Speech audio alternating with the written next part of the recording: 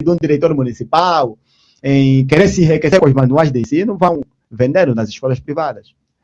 Esta é uma luta, por exemplo, que também o MEIA, nos últimos anos, tem estado a travar, que é a venda de manuais que deveriam ser de distribuição gratuita. Isso vem já de há muitos anos, não é? Os livros não chegam às escolas, os pais são obrigados a comprar, em muitos casos, a preços muito altos, sobretudo os livros de língua portuguesa, matemática, são esses livros mais concorridos. No seu consulado, Simão Formiga, como é que está a pensar em levar também avante esta luta que vem já de há muitos anos? Não, é o seguinte, nós dissemos tanto que o grande problema está de quem tira do suposto armazém e faça a distribuição nos governos provinciais, depois dos governos provinciais na administração municipal. É um processo longo e que é quase impossível de controlar o desvio de livros. Nós entendemos que deve haver fiscalização, maior controle, mas nós temos um problema. O inspetor não tem viatura, anda a pé. Se não tiver dinheiro do táxi, não consegue fazer a inspeção. Não temos alguém que vai fiscalizar a distribuição desses manuais para sair do armazém até os governos provinciais, governo provincial até a administração municipal até nas escolas. É um processo longo. É o seguinte, deve-se responsabilizar quem tira do armazém e coloca no mercado informal. Não o espetáculo que a polícia faz, que é ir nos mercados informais e prender as senhoras que estão a vender. Qual é o problema aí? Como é que os livros chegaram até ali?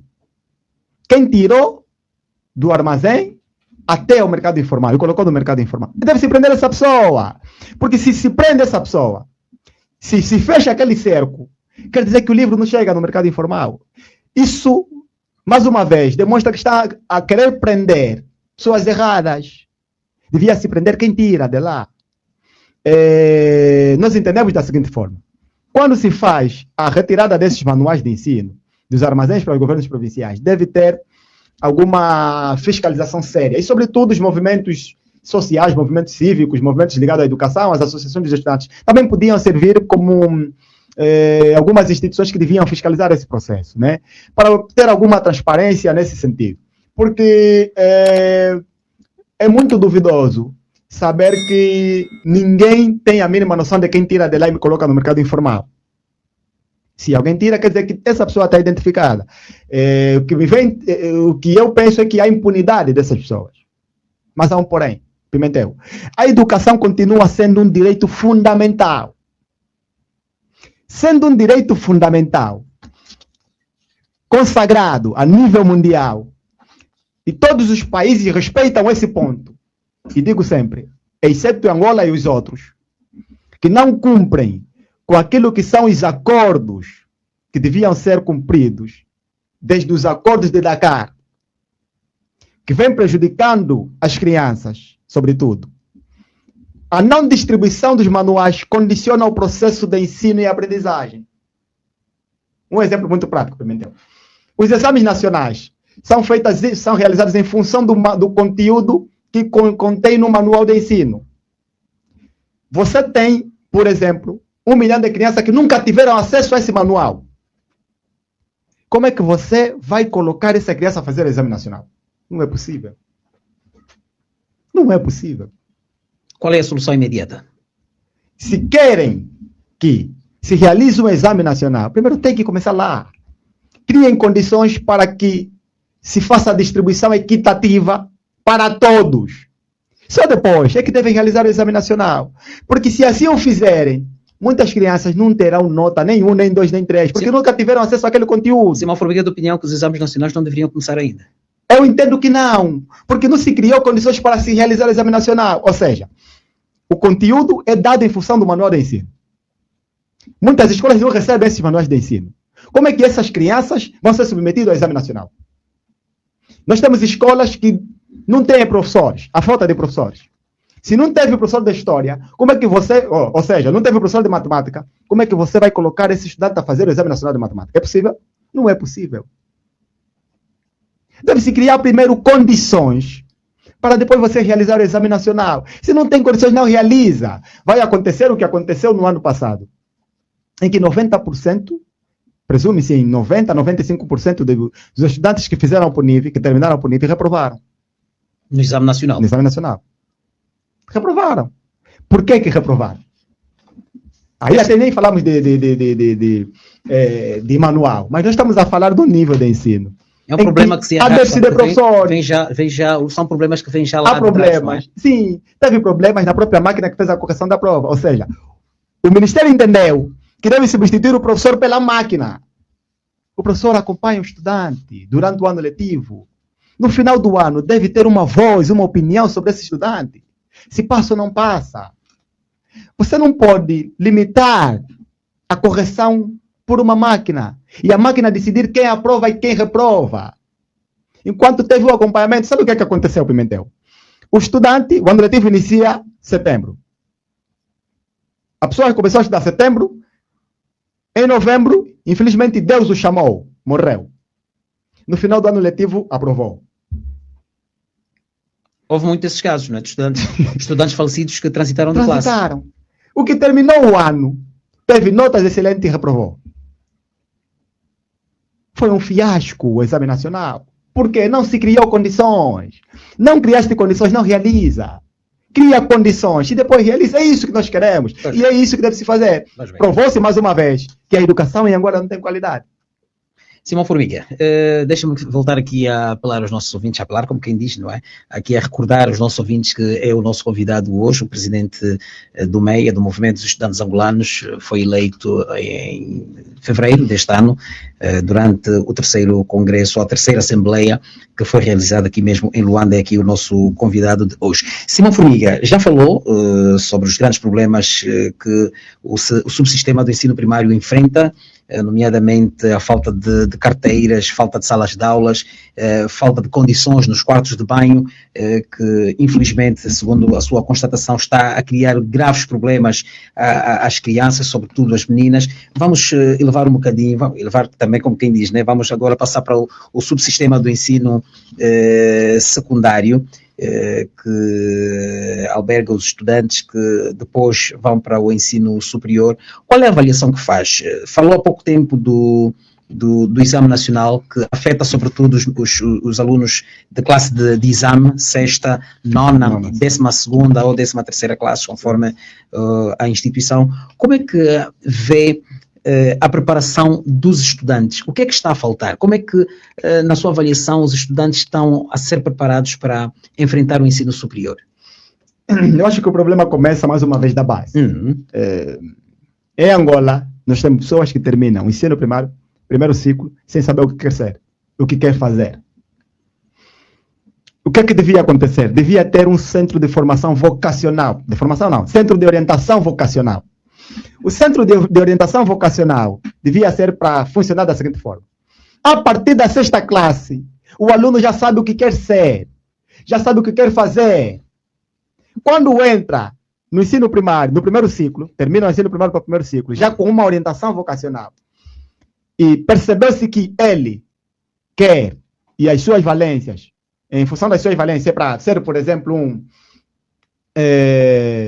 químico, ou não, um filósofo nesse caso, não há necessidade de ter química, biologia. Olha, tantas disciplinas que, em função daquilo que ele quer ser, é desnecessário. Mas existe ou deve existir aquelas cadeiras-chave. Estamos a falar de língua portuguesa, matemática, que serve para todas as áreas da ciência. A orientação vocacional devia orientar o aluno a perceber o que é que ele vai fazer no ensino médio.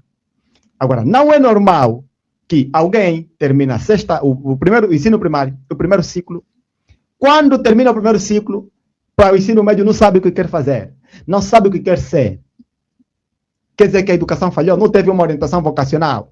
E o que isso teve consequência? A consequência foi o estar na moda de fazer enfermagem e análises clínicas. E sabe o que aconteceu? Depois tiveram que cancelar esses cursos. Descontinuar os cursos. Por quê?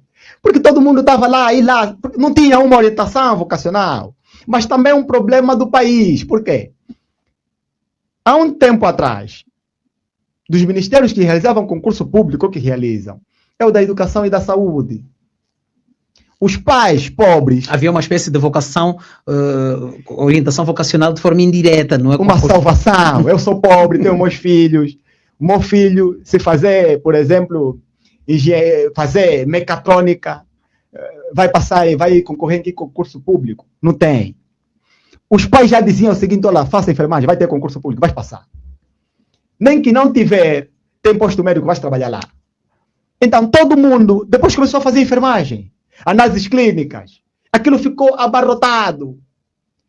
E aquelas pessoas que se sentiam que podiam fazer, criaram os centros de curso intensivo.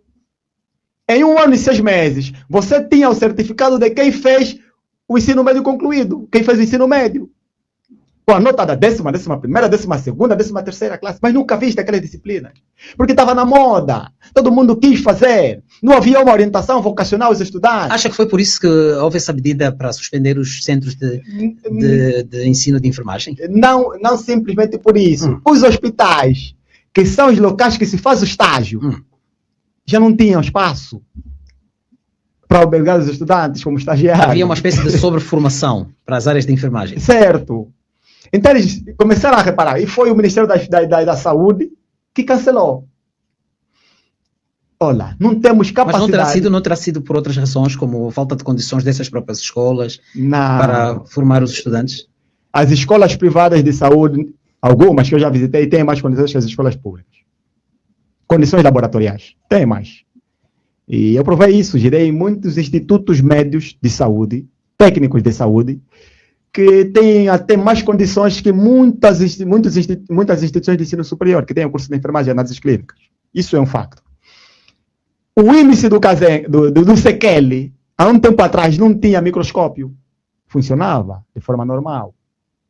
O laboratório era infuncional, mas a escola funcionava de forma normal. Formava pessoas, sem aulas práticas. O primeiro contato que os estudantes tinham, contato direito, era logo no hospital. A pergunta é, mas nós estamos a formar pessoas ou um matador, alguém que depois vai matar as pessoas dentro do hospital? E como consequência você vê, ele já sabe que não me forma bem e não vai lá, porque sabe que quem vai lhe cuidar é a pessoa que ele não lhe deu uma formação de qualidade. Os hospitais estão ali. Os governantes rejeitam ir lá porque sabem que não formam com qualidade, não garantem uma formação de qualidade. Então eles temem. Pensa que não lhe formei bem. Se eu ir lá, não vai me matar. Então não vai lá. Porque ele próprio sabe que já não deu uma educação de qualidade. A pessoa que está lá a trabalhar não é qualificada. Eu não vou lá, tenho a minha vida. Qual é a avaliação que faz? O Simão Formiga é estudante de Direito, não é? Deve ter algum conhecimento sobre isso. Quando olha para o jovem que termina o ensino médio, qual é a leitura que faz deste jovem? Vê qualidade, não vê? O que é que nota? Qual é a conclusão a que chega? Olha, Pimentel, eu já fui em várias escolas em que, sobretudo escolas públicas, né? Que formam mesmo com qualidade. Formam com qualidade. A título de exemplo... Então nem tudo está mal no país, não é? Não, nem tudo, porque também se eu dizer tudo, estarei aqui a pecar. O Instituto Politécnico Industrial do Zango. Está no Zango 8000, agora é Colibem. Eu admiro bastante aquela diretora, a direção da escola no seu todo, e como eles formam e orientam os estudantes. Eu podia comparar aquela escola com o Macarenco, com o IMEL, porque formam mesmo bem. E todos os estudantes que saem lá, saem mesmo bem formados. Eu conheço pessoas que lá passaram, se formaram, e merecem mesmo uma salva de palmas. A direção daquela escola está mesmo comprometido com a educação, garantir mesmo qualidade lá na própria instituição. Aqueles estudantes competiram com estudantes de instituições de ensino superior, venceram. Estudantes de informática competiram com estudantes de engenharia informática, venceram, tiveram no nível mais